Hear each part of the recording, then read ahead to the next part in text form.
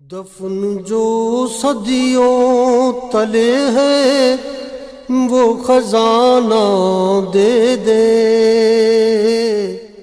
علامہ اقبال نے اپنے خطبہ الہباد میں ہی اس حقیقت کی وضاحت کر دی تھی کہ ہماری کشمکش جو ہے وہ خدا پرستی اور بت پرستی کے مابین سیاسی کشمکش ہے۔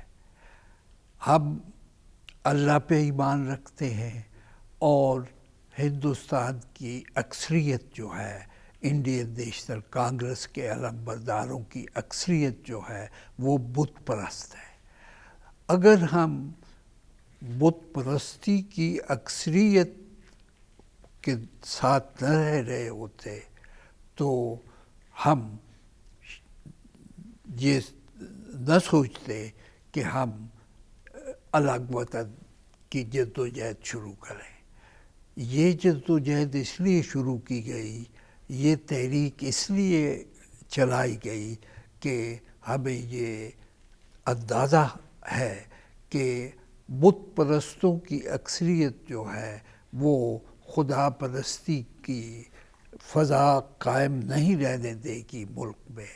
اگر ان کے اصل الفاظ یہ ہیں کہ اگر ہم عیسائیوں، یہودیوں، زرتشت کے ماننے والوں، اس طرح کے جو عقائد رکھنے والے لوگ ہیں جو ایک خدا پہ یقین رکھتے ہیں، ان کی اکثریت میں رہ رہے ہوتے تو ہمیں علیحدہ وطن کے لیے کوئی تصور پیش کرنے اور اس تصور کو حقیقت بنانے کی جد و جہد نہ کرنا پڑتی۔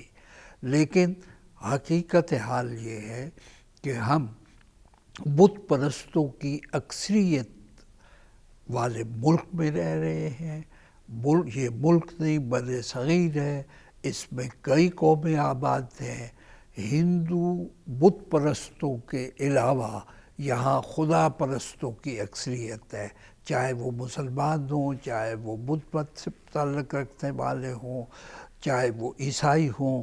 تو یہ سارے لوگ سمجھتے ہیں کہ اس کائنات کا خالق و مالک اللہ تعالیٰ ہے اور سبھی اللہ تعالیٰ کی مخلوق ہے، اور اللہ تعالیٰ کے احکامات کے مطابق اللہ کی مخلوق کو زندہ رہنے اور خوشحال رہنے کا حق حاصل ہے۔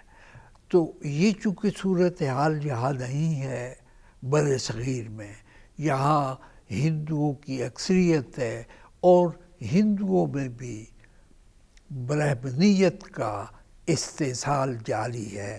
ہندو جو نچلے طبقے کے لوگ ہیں جنہیں اچھوت کہتے ہیں، انہیں بھی انسانی حقوق حاصل نہیں ہیں، تو ہمیں تو اچھوت سے بھی نیچے یہ تصور کریں گے۔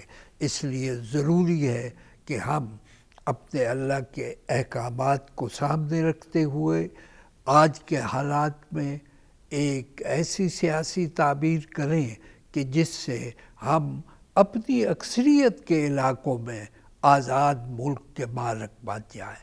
جہاں ہندوؤں کی اکثریت ہے بے شک وہاں ہندو سلطنت بنے، لیکن جہاں مسلمانوں کی اکثریت ہے وہاں مسلمانوں کی اپنی حکومت ہونی چاہیے۔ مسلم اکثریت کے علاقے مشرقی پاکستان جہاں بنا یا مغربی پاکستان اور آج پاکستان جہاں ہے، یہ دونوں حصے مسلم اکثریت کے تھے، تو ان میں پہلے ایک حکومت بنی، ایک قومی وطن مسلمانوں کا بنا، اور آج دو قومی وطن ہیں مسلمانوں کے۔ مشرقی پاکستان بھی بنگال سے الگ ہے۔ مشرقی بنگال اور مغربی بنگال دو زبان ایک ہے، آب و ہوا ایک ہے، جغرافیہ ایک ہے، لیکن دین الگ الگ ہے۔ اس لیے اب مشرقی پاکستان جسے ہم کہتے تھے وہ اب بنگلہ دیش ہے، لیکن وہ بھی ایک مسلم اکثریت کا علاقہ ہے۔ تو بانیان پاکستان کے تصور کے مطابق یہ صورتحال اب تک جاری و ساری ہے۔ ہمارے مسائل آزادی کے بعد دونوں خطوں میں جو بڑھے، ان کے نتیجے میں ٹکڑے دو ہوئے، لیکن دونوں پاکستان ہیں، دونوں مسلم اکثریت کے علیحدہ ملک ہیں جہاں مسلمانوں کی حکومت۔ دفن جو صدیوں تلے ہے وہ خزانہ دے دے،